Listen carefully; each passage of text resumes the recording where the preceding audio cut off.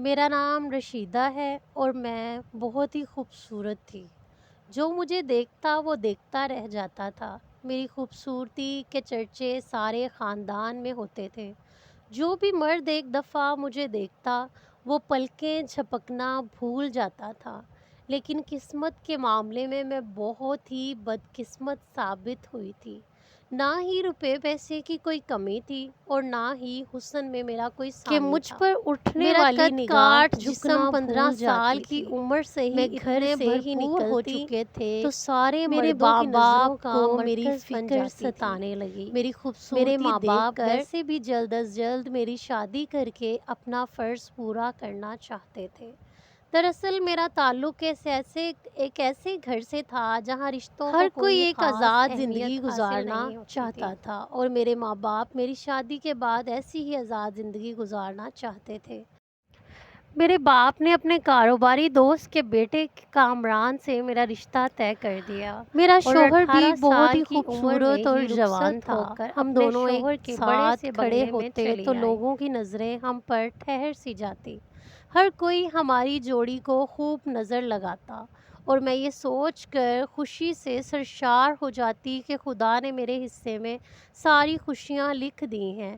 اپنے ماں باپ کے گھر میں تنہائی کا شکار رہی تھی، مگر اب شوہر کی محبت نے مجھے مکمل کر دیا تھا۔ لیکن میں یہ بھول گئی تھی کہ آزمائش بھی زندگی کا حصہ ہے۔ میری اور کامران کی شادی کو اور 3 میری سال ہو ساس گئے کے تھے، رویے میں لیکن کافی حد خدا تک نے ہمیں تبدیلی بھی آ اولاد گئی کی تھی۔ نعمت ان سے 3 محروم سالوں میں رکھا۔ ان کی میری محبت پہلے ساس جیسی سسر ہر نہیں رہی وقت تھی۔ اولاد کی ان کی ہر نعمت کی وقت خواہش یہی تمنا رہتی کہ کب میں انہیں کوئی خوشخبری سناؤں اور وہ خوشی میں جھوم اٹھے، لیکن یہ سب میرے ہاتھ میں نہیں تھا۔ اولاد تو قدرت کی طرف سے عطا کی جاتی ہے۔ ہر طرح کے علاج کے باوجود بھی جب ہماری گود میں کوئی خوشی نہ آئی تو میری ساس نے اپنے بیٹے سے دوسری شادی کا کہہ دیا۔ کامران مجھ سے سچی محبت کرتے تھے، اس لیے پہلے تو انہوں نے اپنی ماں کو صاف انکار کر دیا، لیکن روز روز کی بڑھتے ہوئے پریشر اور دباؤ کی وجہ سے وہ مجھے لے کر ایک دوسرے بنگلے میں شفٹ ہو گئے۔ مجھے لگتا تھا کہ شاید اب زندگی میں کچھ سکون آ جائے گا، لیکن یہ میری سوچ محض چند دنوں کی مہمان ثابت ہوئی۔ ایک دن کامران دفتر سے گھر لوٹ رہے تھے کہ ایک بریک فیل ہونے کی وجہ سے ان کی گاڑی کا حادثہ ہوا اور وہ موقع پر ہی فوت ہو گئے۔ 22 یہی سال سوچ کی کر بھری عدت کے جوانی میں دن ہی میں گزارے اور بیوہ پھر ہو اپنے گئی۔ ماں باپ کے اتنے گھر بڑے چلی بنگلے آئی۔ میں اکیلے لیکن وہ کیسے کہتے ہیں زندگی نا گزار کہ رخصت ہونے کے بعد بیٹیاں پرائی ہو جاتی ہیں۔ بالکل سچ ہی کہتے ہیں۔ عدت کے چند مہینوں میں ہی میری بھابھیوں نے کہہ دیا کہ میں ان کے لیے محض بوجھ کے سوا اور کچھ نہیں ہوں۔ اپنے خاندان کے عجیب عجیب لڑکوں سے رشتے اور میرے لیے لے کر آنے لگیں۔ ابھی تو میں کامران کی موت کے غم سے باہر نہیں آئی تھی، دوسری شادی کے بارے میں کیسے سوچ سکتی تھی؟ مجھے اچھی طرح اندازہ ہو گیا تھا کہ یہ لوگ مجھے چند دنوں سے زیادہ برداشت نہیں کر سکتے، جبکہ میری ذات سے انہیں کوئی تکلیف بھی نہیں پہنچ رہی تھی۔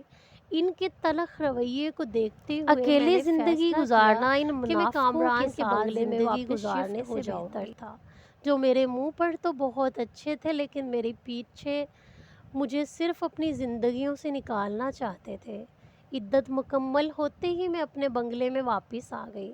کامران کا کاروبار ان کے بھائی نے سنبھال لیا تھا اور خرچے کی ایک خاص رقم میرے اکاؤنٹ میں باقاعدگی سے ٹرانسفر ہونے لگی تھی۔ میں شروع سے ہی ناز و نعمت میں پل سکتی تھی، اس لیے کام کاج کی تو مجھے عادت نہیں تھی۔ ہمیشہ نوکر چاکر میرے آگے پیچھے رہے تھے، لیکن اتنے دن بنگلہ بند رہنے کی وجہ سے سارے ہی ملازم کام چھوڑ گئے تھے۔ لیکن وہ بہت ہی البتہ ایک زیادہ میری بیمار پرانی ہو گئی ملازمہ تھی۔ میرے اس ساتھ نے مجھ چلی سے آئی تھی، چھٹی کی لیکن درخواست کی تو میں پریشان ہو گئی کیونکہ اس کے بغیر تو میں بالکل بھی گزارا نہیں کر سکتی تھی۔ وہ اور کہنے آپ کا لگی، بہت بی بی جی خیال بھی میں رکھے گاؤں گا۔ جاؤں گی تو میں نے وہاں اسے سے اپنے کہا بھائی کہ کو اپنے بھیج دوں بھائی گی، کو وہ بلوا لو، آپ کے پھر سارے چلی کام جائیں کر تاکہ دے اسے گا، کام بھی بتا سکے۔ وہ فوراً مان گئی اور اسے اپنے بھائی کو گاؤں سے بلوا لیا۔ اس کا بھائی ایک 17 میری سال کا ملازمہ نے خوبصورت اسے جوان گھر لڑکا کے تھا سارے جسے کام دیکھ سمجھا کر میں دیے تھے۔ چونک گئی تھی۔ وہ لڑکا مجھے تو بہت لگا ہی تھا بھلا کہ تھا، 14-13 بہت سال تیزی کا سے بچہ ہاتھ اس کا چلا کر بھائی کام ہوگا، کر رہا تھا، لیکن یہ تو دو اچھا دن میں اس خاصا کی بہن نے جوان اسے لڑکا کام تھا۔ سمجھا دیا اور اس کے بعد وہ مجھ سے کچھ مہینوں کی چھٹی لے کر گاؤں چلی گئی۔ دراصل بیمار تو وہ تھی ہی، لیکن اب اس کے گھر والوں نے اس کی شادی بھی طے کر دی تھی۔ وہ دوبارہ واپس نہیں آنے والی تھی۔ میری ملازم چلی گئی اور اس کا بھائی بنگلے کے کوارٹر میں ہی رہنے لگا۔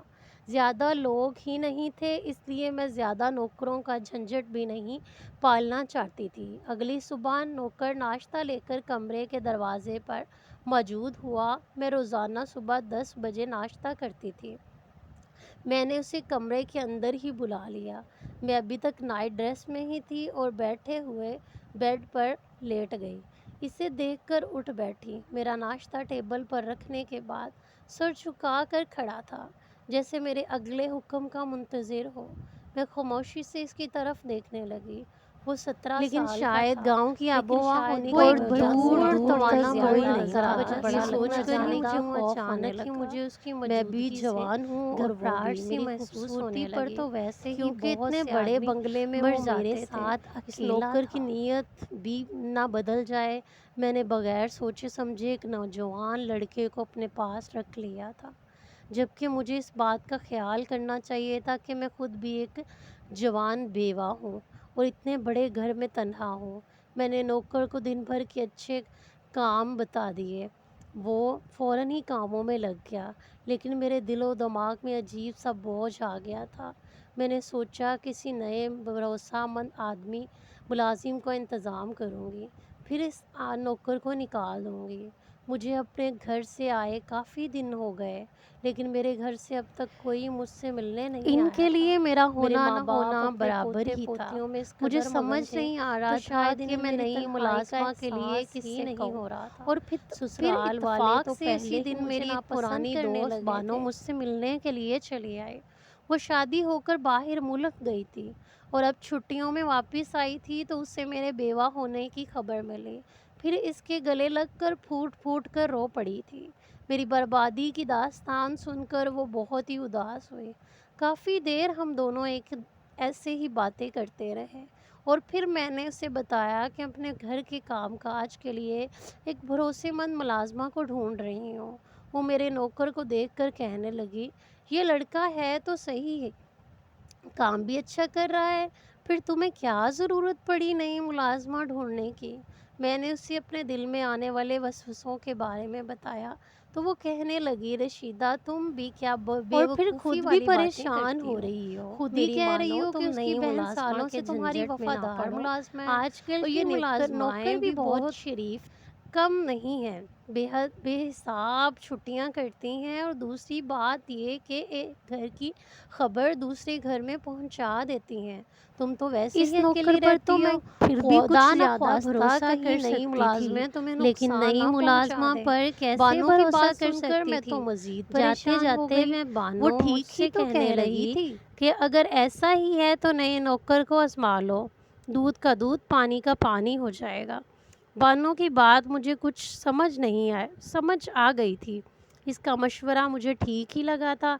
میں نے سوچ لیا کہ ایک دفعہ نوکر کو آزما لوں گی، اگر وہ پاس ہو جاتا ہے تو میں اسے ہمیشہ کے لیے اپنے پاس رکھ لوں گی، کیونکہ نہ ہی تو اس پھر بنگلے دوسری کو شادی چھوڑنے کا مجھے میرا کیا کوئی حاصل ارادہ تھا، ہوتا، اور اس نہ لیے ہی میں نے دوسری اکیلے شادی ہی کرنے کا۔ زندگی گزارنے کا ویسے بھی مجھے اس فیصلہ بات کا کر لیا یقین تھا، آ گیا اور تھا کہ میرے اس قدرت نے فیصلے کی میری وجہ قسمت سے میں میرے ماں اولاد باپ نہیں مجھ لکھی۔ سے زیادہ مزید دور ہو گئے تھے۔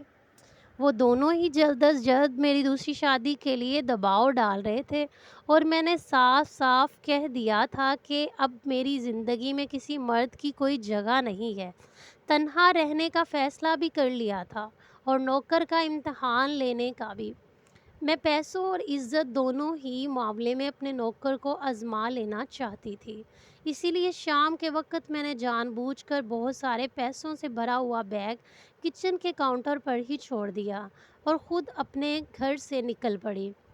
میں دیکھنا چاہتی تھی کہ نوکر اس بیگ کے ساتھ کیا کرتا ہے۔ 2 گھنٹے تک میں بازار میں گھومتی رہی۔ میں گھر کا سارا جو بھی سامان ضروری رکھ کر سامان اپنے لینا تھا کمرے لے میں کر آئی گھر تو یہ پہنچی دیکھ کر تو وہ حیران بیگ ہو گئی کاؤنٹر پر کہ وہ موجود بیگ نہیں میرے تھا۔ کمرے میں نوکر رکھا ہوا مجھے تھا۔ گھر میں کہیں جلدی نظر ہی میں نہیں نے آیا۔ اسے کھول کر میرا دیکھا دل تو اس میں بہت سارے زور کے سے سارے دھڑکا پیسے تھا۔ موجود تھے۔ ایک لمحے کے لیے مجھے سکون ہوا، میرے نوکر کی نیت پیسوں پر خراب نہیں ہے، لیکن دوسرے ہی لمحے مجھے خیال آیا کہ ہو سکتا ہے وہ یہ جانتا ہی نہ ہو کہ اس کے اندر کیا موجود ہے۔ اس لیے میں نے دوسری طرح سے اس کا امتحان لینے کا سوچا۔ رات ہونے سے پہلے نوکر سارے گھر پر ایک نظر ڈال کر اپنے کوارٹر میں سونے کے لیے جاتا تھا۔ میں نے جان بوجھ کر کچھ پیسے کوارٹر جانے والے رستے پر گرا دیے۔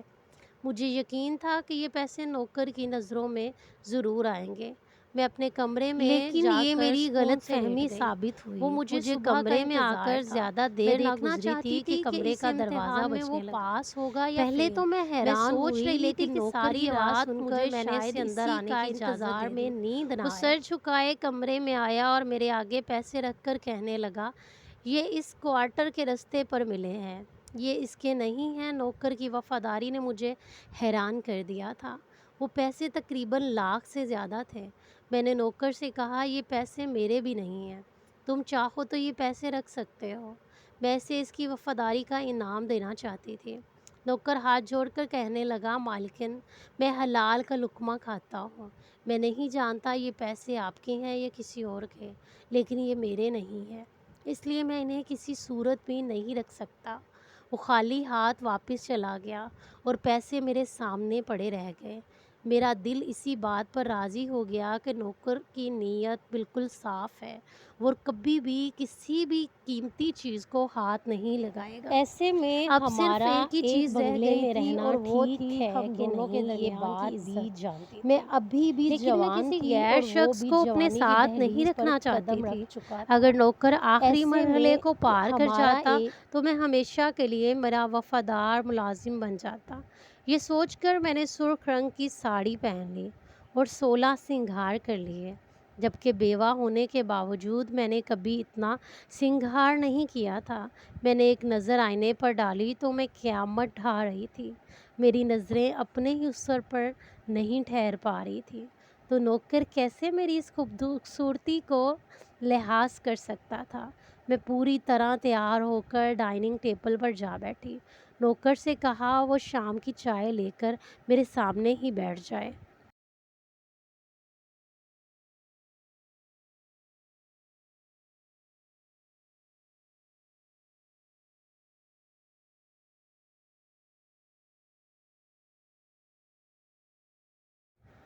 اس لیے ہر دن نئے لباس پہنتی اور کبھی اسے ڈرائنگ روم میں اپنے پاس بٹھا لیتی تو کبھی باغ میں۔ ایک دن رات کے وقت میں اس کے کوارٹر میں پہنچ گئی اور اسے آواز دے کر باہر بلایا تو وہ فوراً ہی چلا آیا۔ میں نے گلابی رنگ کی نائٹی پہنی ہوئی تھی۔ مجھے یقین تھا کہ نوکر مجھے ایک نظر بھر کے ضرور دیکھے گا، لیکن وہ آج بھی سر جھکائے کھڑا تھا۔ میں نے نوکر سے کہا، مجھے نیند نہیں آ رہی، مجھے کافی بنا کر دے۔ وہ میرے پیچھے پیچھے ہی چلا آیا۔ میں اس کے آگے کچن کاؤنٹر سے لگ کر کھڑی ہو گئی۔ میرے بال پوری طرح کھلے ہوئے تھے۔ وہ میری نظریں نوکر پر ہی جمی ہوئی تھیں، لیکن وہ کافی بنانے میں مصروف تھا۔ اس نے کافی بنا کر میرے آگے رکھ دی اور جس طرح آیا تھا اس طرح واپس چلا گیا۔ اس کے اس انداز نے مجھے پوری طرح حیران کر دیا۔ وہ کس طرح میری خوبصورتی سے نظر چرا گیا تھا۔ ایک شام یہ میں نے بات میرے سیاہ لیے رنگ کا بالکل انوکھی خوبصورت تھی۔ سا گاؤن شاید وہ پہنا میرا اور بھروسہ بالوں جیتنے کو کی کھول کوشش کر کر رہا تھا، پوری طرح کیونکہ تیار ہو آج گئی۔ تک میری مجھے زندگی اس میں بات جتنے بھی کا بھی مرد آئے یقین تھے، آ چکا تھا کہ وہ جب نوکر بھی مجھ پر دیکھتے تھے نظر نہیں ڈالے جھپکنا گا۔ بھول اس جاتے لیے تھے۔ میں نے اپنے لباس کو مزید بے باک کر دیا۔ میرے سفید رنگت اس سیاہ لباس میں پوری طرح کھل رہی تھی۔ میں بیڈ روم میں نیم دراز ہو گئی اور میں نے جان بوجھ کر نوکر کو بلا لیا۔ وہ سر جھکائے کمرے میں آ گیا۔ میں نے اسے کہا، میرے سر میں بہت درد ہے اور میرا سر دبانے دے۔ وہ میرا سر دبا دے اور وہ اور میرے اب قریب آ مجھے کر اسے بیٹھ گیا۔ مزید اپنے آزمانے کی ہاتھوں سے میرا ضرورت بھی سر نہیں، دبانے لیکن لگا۔ میں اچانک ہی دل ہی نوکر دل نے میں ایسا کیا سوچ کہ رہی میرے تھی کہ ہوش بس اڑ گئے۔ آج نوکر وہ کا مکمل امتحان طور پر ختم بے ہو گیا قابو ہو اور گیا، بہت اور اس نے وہ میرے بہت ہی پیروں کے باکردار پاس شخص تھا۔ پڑی چادر اٹھا کر میرے وجود پر ڈال دی تھی اور مجھ سے دور ہو کر کھڑا ہو گیا اور نظریں جھکائے کہہ رہا تھا، مالکن میں اب مزید آپ کے پاس کام نہیں کر سکتا۔ میں ایک شریف اور عزت دار لڑکا ہوں اور اپنے نفس پر قابو رکھتا ہوں، لیکن آپ کی بے باکی اور لباس مجھے میرے ایمان سے ہٹا رہے ہیں۔ میں ایک مرد ہوں اور میں قدرتی اور طور پر آپ اس کسی بنگلے میں عورت کی تنہا طرف رہتے کشش ہیں رکھتا اور ہوں، اب مجھے لیکن ایسا آج تک محسوس میں نے ہونے اپنے لگا ہے کردار کو کہ پوری جیسے طرح ہمارے بچا درمیان کر تیسرا رکھا ہے، شیطان آ لیکن چکا اب ہے۔ یہ میرے لیے مجھے اس بہت بات کا ڈر مشکل ہے ہو کہ چکا ابھی ہے۔ تک تو میں خود پر قابو رکھا ہے، لیکن کہیں کسی دن اپنے نفس کا غلام بن کر کوئی ایسی حرکت نہ کر بیٹھوں کہ زندگی بھر اپنے آپ سے بھی نظر نہ ملا سکوں۔ وہ لمبا چوڑا جوان مرد میرے آگے کھڑا آنسو بہا رہا تھا اور میں شرمندگی کے گہرے سمندر میں غرق ہو گئی تھی۔ وہ عزت سے اپنا کام کر رہا تھا، لیکن میں نے ہی سے ورگلانے جیسی حرکات کرنے لگی۔ نہ جانے میں اس کا امتحان لے رہی تھی یا خود کو اس کے آگے پیش کر رہی تھی۔ اب مجھے احساس ہو رہا تھا کہ میں نے کتنی بڑی غلطی کر دی تھی۔ وہ ٹھیک ہی تو کہہ جبکہ رہا تھا، غلطی تو ایک سراسر کسی میری اپنی کمزور تھی۔ لمحہ وہ میں واپس وہ اپنے جانے کے آپ پر لیے قابو نہ اجازت رکھ مانگ پا رہا رہا تھا اور میرے میں نے اس ساتھ کے کچھ آگے ایسا ہاتھ کر جوڑ دیے بیٹھتا اور اور میں اسے اپنی کہا عزت مجھے بھی گنوا معاف کر دے، بیٹھتی اور میں اسے تو بھی بس اس کا بدکار امتحان سمجھ لینا لیتی۔ چاہتی تھی، لیکن خود بھی ناکام ہو گئی۔ میں اس کے آگے خود کو بہت چھوٹا اور کمتر محسوس کر رہی تھی۔ نوکر کہنے لگا، مالکن آپ بہت ہی خوبصورت اور جوان ہیں، آپ کو میرے جیسے لڑکے ملازم رکھنے کی بجائے کسی اچھے اور نیک شخص سے شادی کر لینی چاہیے۔ میں نے اسے بتایا کہ میرا اعتبار رشتوں پر سے اٹھ گیا ہے، کیونکہ میں جس اعلیٰ طبقے میں رہتی تھی وہاں رشتوں اور جذبات کی کوئی حیثیت نہیں تھی۔ میرے اپنے ماں باپ 2 دن پہلے کچھ مہینوں کے لیے میرے بڑے بھائی کے پاس امریکہ جا چکے ہیں۔ ویسے بھی وہ لوگ یہاں تک نہیں آئے، تب بھی ان کا ہونا نہ ہونا میرے لیے برابر تھا۔ نوکر کہنے لگا، آج نہیں تو کل آپ اپنی زندگی میں آگے بڑھنا ہی ہے۔ میں کچھ عرصے تک آپ کے پاس ملازم رہنے کے لیے راضی ہوں، لیکن آپ کسی دوسرے ملازم کا انتظام کر لیجئے۔ میں گہری آہ بھر کر رہ گئی تھی۔ میں نے اپنی نادانی میں ایک وفادار ملازم کو کھو دیا تھا۔ میں جان گئی تھی کہ اب وہ کسی بھی صورت ہمیشہ میرے پاس نہیں رہے گا۔ کچھ دن بعد نوکر نے گاؤں کی ایک لڑکی کو میرے پاس ملازم رکھ دیا تھا۔ وہ خود مجھ سے آخری ملاقات کر کے ہمیشہ کے لیے گاؤں لیٹ گیا۔ آج بھی جب بھی اس نوکر کو یاد کرتی ہوں تو میری آنکھیں بھیگنے لگتی ہیں۔ وہ آج کبھی کے دور میں کبھار ایک نیک ہمارے سیرت آزمانے انسان کا تھا، طریقہ جس نے دوسرے کئی انسان بار کو موقع ہم سے ملنے کے بہت دور باوجود کر بھی دیتا کبھی ہے۔ مجھ پر کچھ بری رشتوں نظر پر نہیں ڈالی بغیر تھی۔ آزمائے ہی ایک بات میں اعتبار نے کر اچھی لینا طرح چاہیے۔ سمجھ لی تھی میں کہ پہلے ہر دن سے رشتہ ہی آزما جانتی لینے تھی کے کہ لیے میرا نہیں نوکر ایک ہوتا۔ اچھا انسان ہے، لیکن اسے آزما لینے کے چکر میں نے اسے کھو دیا۔ میری آپ لوگوں سے بھی یہی گزارش ہے کہ اپنے قیمتی رشتوں کو جان بوجھ کر کبھی ایک ایسی آزمائش میں نہ ڈالیں کہ جن کی وجہ سے آپ کو انہیں کھونا پڑے۔